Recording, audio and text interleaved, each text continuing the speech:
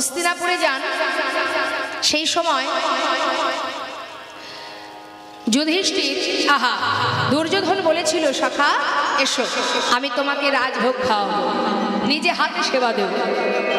তখন ভগবান বলেছিলেন যে আমাকে যদি খেতেই হয় আমি তো তোমার কাছে খাবো না, সেবাই যদি করতে হয় তাহলে আমি বিদুরের ঘরে সেবা করব। দাসীপুত্র বিদুরের ঘরে সেবা করেছিলেন মা। বিদুরের স্ত্রী একটা কলা সেবা দেবে, একটা গাছ, কলা গাছ যখন মাটিতে রোপণ করছে, মনে মনে বলছে যে এই গাছে যখন কলা হবে গোবিন্দ সেবাই দেবে। আর আমরা যদি বাড়িতে একটা ফলের গাছ রোপণ করি, কি বলি? এই গাছে ফল হলে আমার ছেলে মেয়ে খাবে, জামাই খাবে, নাতিপুতি খাবে। হ্যাঁ, আমাদের ভাবনা চিন্তাটা দেখুন কেমন। সেই জন্যই তো আজ আমাদের এই অবস্থা। আমরা ভরসা করি আমাদের পরিবারকে, ছেলে মেয়ে, সংসার, এদেরকে আমরা বড় ভরসা করি। তার একটা দৃষ্টান্ত একটু দিই ছোট্ট করে, শুনুন কি বলছি। এক বাবা তিন ছেলে, মন দিয়ে শুনবেন। এই তিন ছেলেকে বাবা দিন রাত খেটে মানুষ করেছে। সবাই করে, আমরাও যেমন করি। এই জাগতিক দৃষ্টান্ত দিলে আমাদের বুঝতে সুবিধা হবে, এটাকে কিন্তু মন দিয়ে শুনতে হবে। তামা একজন হয়েছে মস্ত বড় ডাক্তার, একজন হয়েছে ব্যারিস্টার, একজন হয়েছে ইঞ্জিনিয়ার। বাবারও খুব গর্ব যে আমার তিন ছেলেকে মানুষের মতো মানুষ করেছি, আমার মতো সুখী আর কেহ না। কি গো মা, ছেলে মেয়েকে মানুষ করতে পারলে আমাদের গর্ব হয় না? হঠাৎ একদিন পথের মাঝখানে এক সাধুর সঙ্গে দেখা। সাধু বলে উঠলেন, কেমন আছো?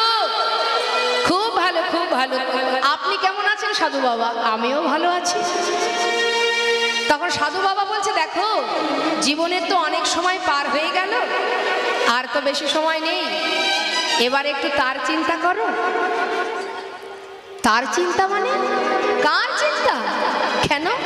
যে তোমার আপনজন। আপনজন? আপনজন মানে তো আমার তিন ছেলে মেয়ে, তিন ছেলে, এরাই তো আমার আপন। এছাড়া আর আপন কোথায়? ওরাই তো আমার সব। আপনি জানেন না সাধু বাবা, ওরা যে আমাকে কত ভালোবাসে। আচ্ছা, খুব ভালোবাসে? খুবই ভালোবাসে। আচ্ছা, কেমন ভালোবাসে একটু বোঝাবে? নিশ্চয়ই, একদিন শুনুন তাহলে। আমার তিন ছেলে ঘরের কোণে বসে বসে বলা বলি করছে। বড় ছেলে বলছে, জানিস ভাই, বাবা তো আমাদের জন্য অনেক করেছে, তো আমি মনে মনে ঠিক করেছি আমার বাবা যেদিন আমাদের ছেড়ে চলে যাবে, মানে মারা যাবে, বাড়ির মধ্যে যে মিষ্টি আম গাছটা আছে, আম গাছ তো অনেক আছে, তার মধ্যে যে গাছের আম খুব মিষ্টি, ওই গাছটাই কেটে ফেলবো। ওই গাছটা দিয়েই আমার বাবার শেষ কৃত্যটা করবো। বাবা, তখন মেজো ছেলে বলছে, দাদারে আমিও ঠিক করেছি, বাবা মারা গেলে ওই বাবাকে যেখানে দাহ করা হবে সেখানে একটা স্মৃতি মন্দির বানিয়ে দেব। আর স্মৃতি মন্দিরটাতে যেমন তেমন পাথরে করবো না রে, বিদেশ থেকে দামি দামি মার্বেল পাথর নিয়ে আসবো, লাখ লাখ টাকা খরচ করব। বাবা তো কম করেনি আমাদের জন্য। বলুন তো মা, এমন কথা শুনলে মা বাবার গর্ব হবে কি না? আহা, আমরা কিভাবে অন্ধকারে ডুবে আছি দেখুন। এবার কি হলো? ছোট ছেলে। জানো সাধু বাবা, আমার ছোট ছেলে কি বলেছে? ছোট ছেলে বলেছে, বাবা মারা গেলে 7 গ্রামের মানুষকে ঢেড়া পিটিয়ে নিমন্ত্রণ করব, চিঠিপত্র দেব না, ফোনে নয়, ঢেড়া পিটিয়ে নিমন্ত্রণ। আর সেই 7 গ্রামের মানুষকে বাড়িতে খাওয়াবো। তাও কি খাওয়াবো জানো? এক এক জায়গার এক একটা বিখ্যাত খাবার থাকে না?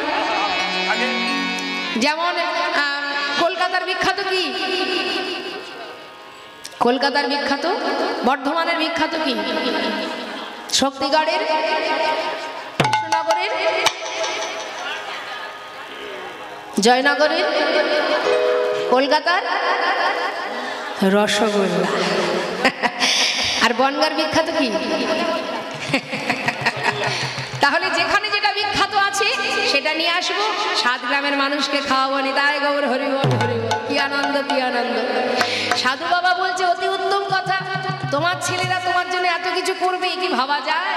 তা বলি, এই যে এক কাজ করো, হ্যাঁ একটু পরীক্ষা করে দেখবে নাকি তোমার ছেলেরা যেগুলো বলেছে সেগুলো করে কিনা? মানে তুমি একবার মরে দেখো। কি হলো? মরে দেখা যায় না মানে শোনো শোনো, আমার কাছে একটা ভেষজ বড়ি আছে, সেটা আমি তোমায় দেব, তুমি রাত্রে খাবার পরে খেয়ে নেবে, সকাল হলে বুঝবে মজা কে তোমার জন্য কি করছে। বেশ সাধু বাবা, আমি তোমায় বলি শোনো, আমি ঠিক তুমি ভুল, তুমি দেখে নিও আমি যা বলেছি সেগুলো হয় কিনা। বেশ তো, তাহলে তো খুবই ভালো, দেখা যাক কি হয়। রাত্রে খাবার পরে খেয়েছি, মনে মনে চিন্তা করছে আমার সন্তানের জন্য এত করেছি, আর আমার সন্তানেরা আমার জন্য এইটুকু করবে না? নিশ্চয়ই করবে। রাত্রিবেলা সেই বড়িটা খেয়ে সকাল হলো মা, সকালবেলা 7টা বেজে গেল, 8টা বেজে গেল, 9টা বেজে গেল, বাবা দরজা খুলছে না। বড় ছেলে ডাকছে, বাবা বাবা, ও বাবা, বাবা দরজা খোলো, কত বেলা হয়ে গেল, এত বেলা পর্যন্ত তুমি কোনোদিন ঘুমাও না, কি হলো? দরজা খোলো। খুলছে না। 2 ছেলে গেছে, মানে 3 ছেলে একসঙ্গে ডাকছে, বাবা ও বাবা, বাবা দরজা খোলো, এত বেলা করে ঘুমাচ্ছ কেন? কিছু কি হয়ে গেল? না না, এই ভাই মনে হয় কিছু একটা হয়ে গেছে। হ্যাঁ চল তো, বয়স হয়েছে তো, সবাই মিলে জোর করে দরজা ভাঙ। যেই না দরজা ভেঙেছে, দেখছে বাবা শুয়ে আছে, কাছে গিয়ে ধাক্কা দিয়ে ডাকছে, বাবা ও বাবা, বাবা কি হয়েছে তোমার? কথা বলছো না কেন? বাবা বাবা।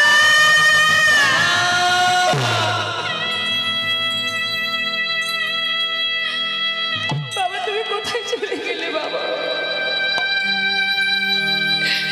তুমি সর্বদাই আমাদের মাথার উপরে বট গাছের ছায়ার মতো ছায়া দিতে, যার তলায় দুদণ্ড বসে শান্তি পেতাম। কোথায় চলে গেলে বাবা তুমি?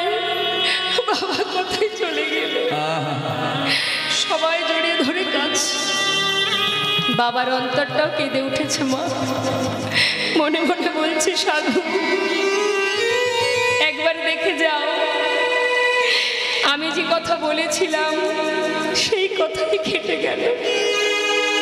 আমার সন্তানেরা আমায় বড় ভালোবাসে, দেখো কেমন করে কাঁদছি, একবার দেখে যাও সাধু বাবা। পাড়াপড়শি ছুটে এলো, সবাই মিলে এসে 3 ছেলের মাথায় হাত দিয়ে সান্ত্বনা দিয়ে বলছে, শান্ত হও, দেখো কেঁদো না, তোমার বাবার শেষকৃত্য করতে হবে। হঠাৎ বড় ছেলে বলছে, দাদা ভাই কান্না বন্ধ কর, কেঁদে আর কি হবে বল, সে তো আর আসবে না ফিরে, এখন আমাদের যে করণীয় সেটা করতে হবে। জানিস তো, আমি একদিন ভেবেছিলাম বাবার জন্য বাড়ির মিষ্টি আম গাছটা কাটবো।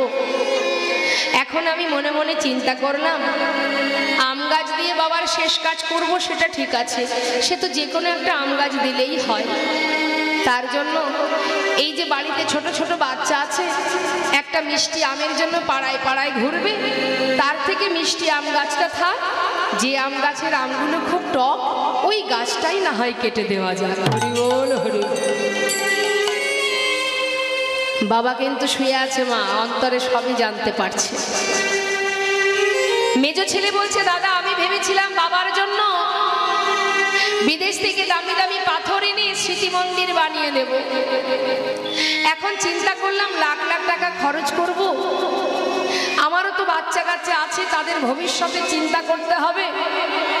স্মৃতি মন্দির বানাবো বলেছি যখন, সে বিদেশ থেকে পাথর এনে বানালেও স্মৃতি মন্দির, আবার যদি বাঁশ গাছের বেড়া তৈরি করে যদি ওপরে টালির ছাউনি বা কোনো বেড়া দিয়ে সুন্দর করে স্মৃতি মন্দির বানায়, সেটাও তো স্মৃতি মন্দির। হরি বল হরি। বাবা শুয়ে শুয়ে মনে মনে বলছে, ও সত্যি তো, যে কথা বলেছিলি বাবা, আজ আমি চলে গেছি ভেবে সব কথা ভুলে গেলি। যতদিন আমি বেঁচে ছিলাম আমাকে জড়িয়ে ধরে কেঁদেছিস আর বলেছিস, বাবা তোমায় বড় ভালোবাসি। আমার জন্য এত টাকা কেন খরচ করবি? রয়ে গেল অবশেষে ছোট ছেলে। তার কথাটা শুনলেই আমার 16 কলাই পরিপূর্ণ হয়ে যায়।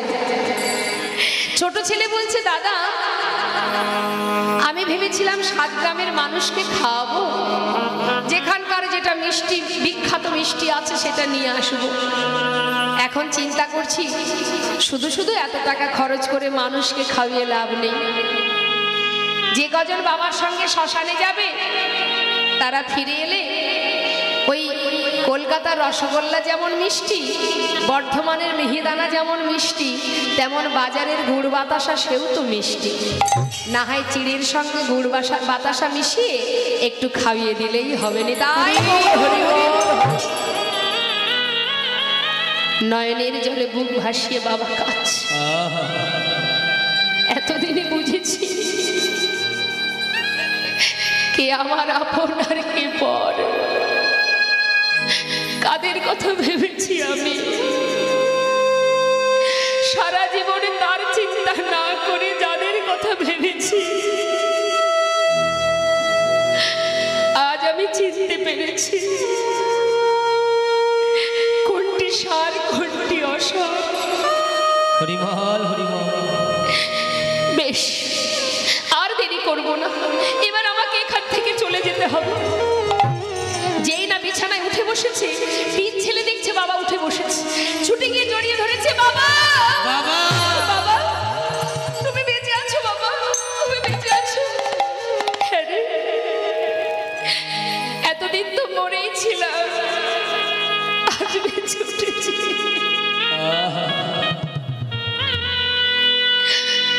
আজ বুঝেছি আমার কথা ভাবিস না, তোরা চিন্তা করিস না। সর্বস্ব পরিত্যাগ করে ছুটতে ছুটতে যাচ্ছে, সাধুর কাছে গিয়ে চিৎকার করে বলছে, সাধু বাবা, সাধু বাবা, আমি ভুল করেছি, আমি সারা জীবন ভুল করেছি, তুমি আমায় বলে দাও আমি কেমন করে গোবিন্দ চরণ পাবো, কেমন ভাবে তার দেখা পাবো। আজ আমি বুঝেছি, আজ আমি বুঝেছি। কৃষ্ণ মন্ত্রে দীক্ষিত হয়ে ঘরের কোণে বসে বসে কাজ আর বলছি, হরি হে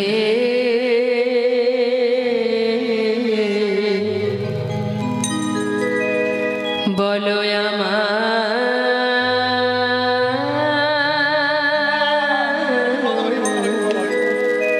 সেই দিন কবে হবে, তোমার আশার আশে ওগো দয়াল আছি বসে।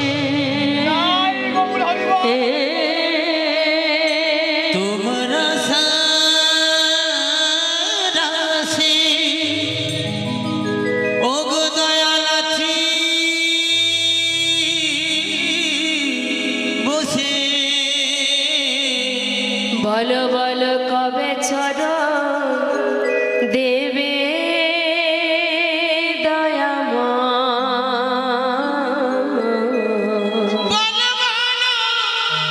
সেদিন কবে না হবে আমার, সেদিন কবে না হবে। ভবের মাঝে আসা যাওয়া তোমায় ডাকা হলো না, যা বলব বলে এসেছিলাম আমাদের বলা হলো না। এই ভবের মাঝে নিতাই গৌর হরিবল। তোমায় ডাকা হলো না, আমি যা বলবো বলে এসেছিলাম আমার বলা হলো না। তুমি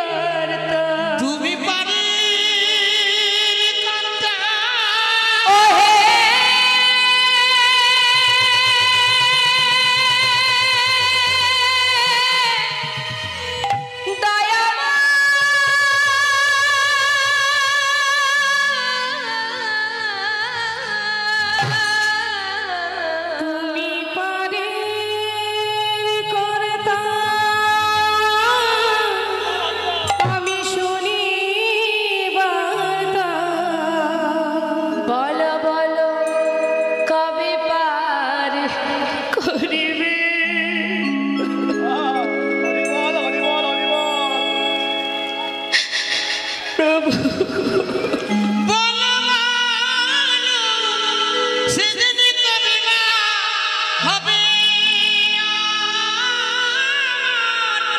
সেদিন কবে মা হবে।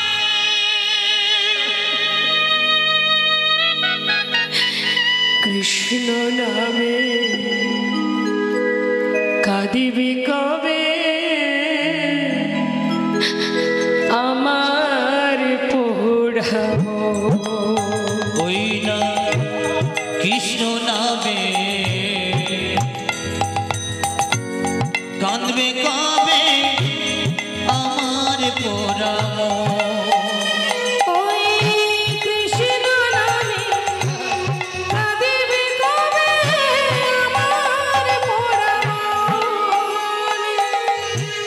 কবে যাব বিষয় ছেড়ে, ওগো আমি কবে যাব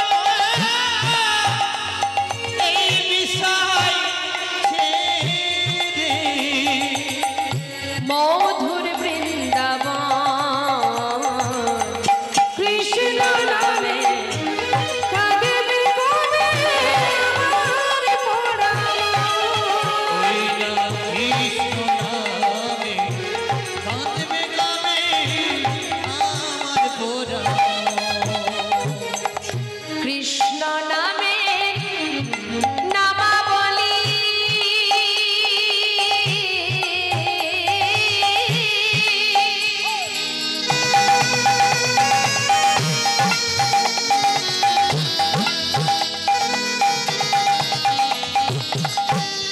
কৃষ্ণ নামে নামাবলি করব কবে গান। কৃষ্ণ নামে নামাবলি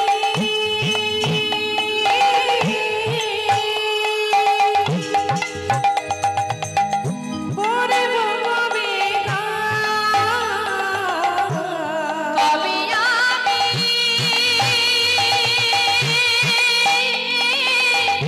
সকল ছেড়ে যাব মথুরা।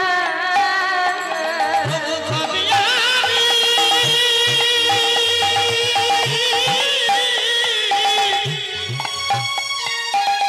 এই বিষয় ছেড়ে যাব মথুরা। কৃষ্ণ নামিতে পারের সম্বল, কৃষ্ণ নামিতে পারের সম্বল। কৃষ্ণ নামটি পারের সম্বল, কবে পাব দর্শন।